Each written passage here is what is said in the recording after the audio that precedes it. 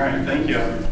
Again, I'm the Eagle Hatchery Manager for Idaho Fish and Game, and I'm going to talk a little bit about our program at Eagle today, the Eagle Hatchery Sockeye Salmon Captive Broodstock Program. There's the four main cooperators with our program. Idaho Department of Fish and Game is responsible for the Captive Broodstock Program at Eagle Hatchery. We also have the small breeding program that Doug talked about earlier at Springfield Hatchery. We do adult collection at the Sawtooth Fish Hatchery in the Sawtooth Basin and at Redfish Lake Creek. We have a sockeye monitoring and evaluation biologist on staff and sockeye genetic monitoring biologist. The NOAA Fisheries Program is also a captive broodstock program. They have a freshwater facility at Burley Creek Hatchery and a seawater facility at Manchester Research Station. The Shoshone-Bannock tribes are responsible for limnology in the basin, as well as monitoring and evaluation, and we are funded by the Bonneville Power Administration for all these programs. As far as the facility location here, Eagle is, again, just located outside of Boise under the number 1 there. The Sawtooth Basin is number 2. That's where we do our anadromous adult trapping. 3 and 4 over by Manchester, Washington on the south end of Puget Sound at the Manchester Research Station and Burley Creek Hatcheries. And number 5 is the location of the Springfield Hatchery just outside of Pocatello. Today I'm going to give a little bit of a background about the Captive Broodstock Program, move on to some fish culture metrics for the program, and finish up with some broodstock spawning protocols we use. The program was initiated in 1991, and the program goal is to avoid population extinction and conserve population genetic diversity. To do this, we developed a conservation hatchery protocols to address and minimize risks. The protocols included developing best management practices, rearing sockeye to maturation in captivity on freshwater. We developed redundant broodstocks with the safety net broodstock at the NOAA fisheries facilities.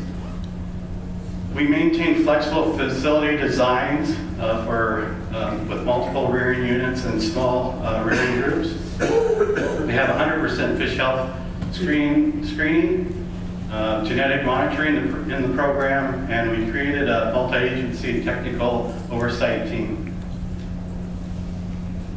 As far as the founders for the captive broodstock, from 1991 through 1998, we collected 16 anadromous adults that returned to the Sawtooth Basin, so very limited adult return through those years. But we were able to collect several hundred out-migrating smolts from 1991 through 1993, which were transferred to the Eagle Hatchery and reared there through maturation. And we also collected 26 residual fish from the spawning grounds on Redfish Lake from 1992 through 1995. So Eagle Hatchery, this is our captive broodstock building that was completed in 2008. This was part of the early expansion to start ramping the program up to meet egg production for the Springfield smoke program. Eagle Hatchery's responsibilities are to culture and spawn sockeye captive broodstock. We collect anadromous broodstock from the Sawtooth Basin. Those fish are transferred to Eagle to incorporate into the captive broodstock. We provide eyed eggs for replacement captive broodstocks for both the Eagle program and the NOAA Fisheries program. We provide eggs for juvenile rearing in the Springfield program currently, and we release adults back into the basin lakes for volitional spawning. The NOAA program, similar to the Eagle again, but they have the upper left is their seawater rearing facility for rearing from smolt to maturation, and their lower right is their freshwater rearing facility. Again, they culture and spawn sockeye captive broodstock. They provide eggs for the juvenile rearing program at Springfield, and they release sockeye adults not needed to meet egg take goals. The two anadromous collection traps are located First one, upper left, is the Sawtooth Hatchery Weir and Trap. It's located on the Upper Salmon River. And the lower one is the Redfish Lake Creek Trap and Weir. Moving on to some of the fish culture metrics, I'm going to talk a little bit on some growth targets we try to achieve, survival by different life stages, and age at maturation for our freshwater fish. Then I'm going to move on to some broodstock spawning, talk about some of the spawning matrices that we've used throughout the years, our IDA goals, and some fecundity estimates that we use. First, I'd like to mention our water supply. It is a pathogen-free water supply. It's pump-assisted artesian well water. It's a constant 55 degrees year-round.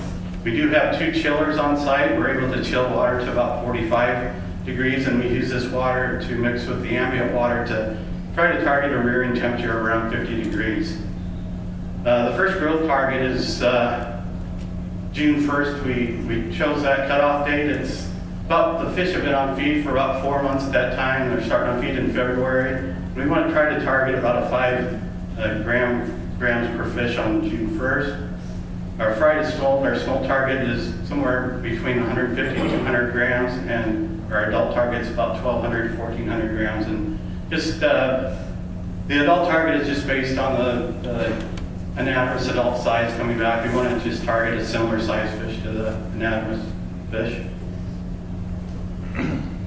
So the black line here is our 5 gram target, and early in the program we were above this pretty consistently, and the line bar there is representing early maturation. So this is actually age 2 maturation. So we found early on in the program if we accelerated the fry too fast, we were seeing a lot of age 2 maturation. So we started to target a smaller fish, and from 02 through 09 there, 08, we were in that 3 gram size, but we found that we did reduce and eliminate some of the age 2 maturation, but it was still hard to meet that smolt target. So we settled on the 5 gram. We still have 5 to 7% early maturation, but that's within an acceptable range. This graph just shows our smolt target. Again, the shaded area is at 150 to 200 grams, and the larger fry continued to grow, and they were a little bit above the smolt target. The smaller fry didn't quite make our smolt growth target, and our 5 gram fish typically made it. We had a few years that were off a little bit. And then our age at maturation, again, majority of our fish mature at age 3 in this program. And our target here was the 12 to 1,400 gram, and for most years we're pretty close to that. Moving on to some survival graphs here. This is our green egg to eyed egg survival for the program. This is results from the Eagle program only, and the maroon bars represent the anadromous spawners. And I started this at 2008. That's the first year we started to see an increase in anadromous spawners returning to the basin and incorporating those into our captive broodstock. But typically, not too much difference between the anadromous and captive. There's about a 5% in most years difference. But typically, we're between 80 and 90% survival from green egg to eye. These next few graphs, these are going to relate only to our captive broodstock at Eagle. So after we select our eyed eggs for the program, and we're starting early in the program, we were starting with about 400 eyed eggs per year class, and currently we're up to about 1,500 eggs per year class. But overall, we seeing that 90% range from eyed egg to feeding fry. We had a couple of off years in there. I think the pre-07 year, that was the year that we discontinued making the semi-moist feed. We had always used that, so there's a little bit of a learning curve going to a dry feed and trying to get our fry started on feed. We're working in very small groups, so only maybe 100 fish in a tank, so there's a lot of intense feeding going on at that time, so there's a little bit of a learning curve there. Over the next year, from feeding fry to smolt, we see very, very good survival, typically over 90% and up to 95% most years. So. And this one is our survival from smolt to maturation, and again, fairly good survival, up around 80% in a lot of years. We had a few low years from the brood year 08, 9, and 10 there. The blue line actually is a cumulative survival from the eyed egg through adult. So as I said, part of the drop there is the lower years for the fry survival, and then the low years in the adult survival there drop that line down a little bit. I wanted to just show a comparison between the Eagle program and the NOAA program here, where at the Cockpit Eagle program, we see a little bit of age 2 maturation in our program, but almost exclusively age 3 maturation, very little age 4 maturation, where the NOAA program, being able to use seawater rearing from smolt to maturation, they're seeing 20 to 25% age 4 maturation, so it's a little bit different life stage there. As far as our moving into some of the broodstock spawning here, again, for all of our spawn crosses, the eggs will either go into the broodstock rearing or juvenile rearing, and currently for the broodstock rearing, we will select 1 to 3 eggs from each spawn cross to represent the next generation, so that the genetics from all the spawners are represented in our next generation of the captive broodstock. And again, currently 1,500 eggs are selected for Eagle and 1,500 eggs are selected for the NOAA program. And the remaining eggs go to the Springfield smolt rearing program. So currently we're going to try to target about 1.25 million eggs for that program. We haven't quite reached that yet, but we should be there next year. So on the left just shows the factorial mating that we use. Eggs from one female are divided into 3 subfamilies and crossed with a different male. The Eagle program again uses a 3x3 factorial mating. The NOAA program has used a 2x2 factorial mating. From 1991 through 2004, we built our spawning matrices based on pedigrees, and we kept fish in related lineage groups or family groups until pit tagging. Then after pit tagging, they could be mixed together, but then once they matured, we sorted them back out into their family groups and just gave them a zip tie color for a quick reference. And in this scenario here, the females in the left column there, if we had a pink female ready, we would try to cross that with a green square, which is either a blue or a red male. They were the least related fish. The second tier would be the yellow squares, and we tried to avoid the white squares because they were too closely related. From 2005 to 2013, we moved on to using microsatellite data and related estimation to avoid inbreeding. And in this case here, we also use ultrasound technology to determine which fish were maturing and which fish were going to be male or female. So again, these fish are all pit tagged, and you can track this information. And we were able to build a spreadsheet for spawn crosses here.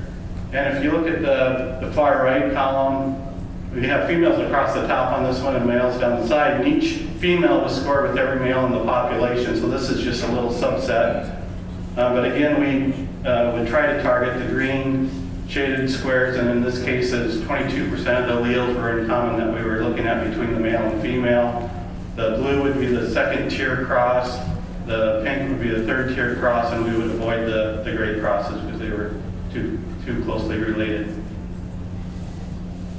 From 2014 to current, we now, broodstock is selected based on genetic pedigree. So we're going to select the least related broodstock we possibly can. And by doing this, we've been able to move to random mating in the program. We've also moved to a 2x2 factorial at Eagle.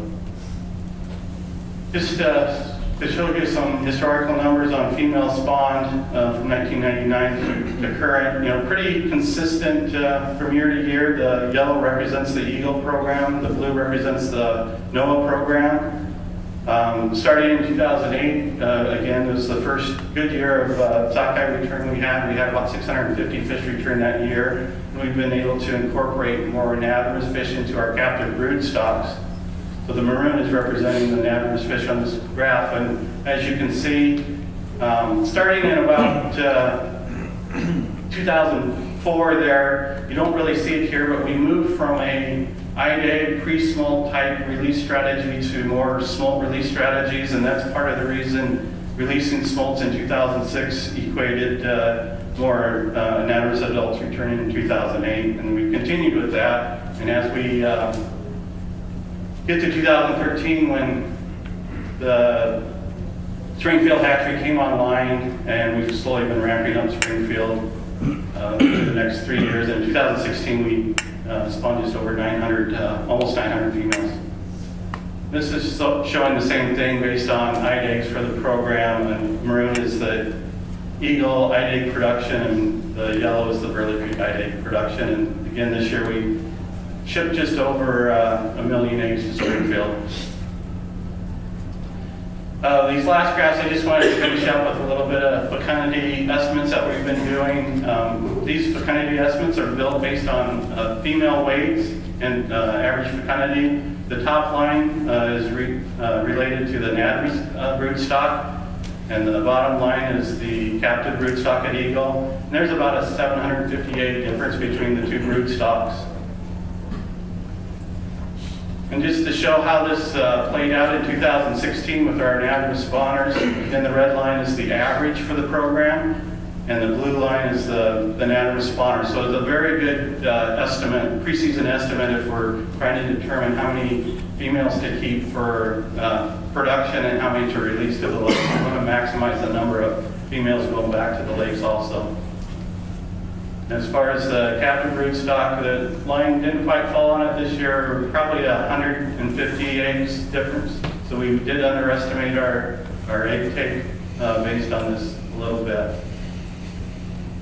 And these are just the 3 study lakes: Redfish Lake, Alturas Lake, and Pettit Lake up in the basin. And with that, I'll take any questions.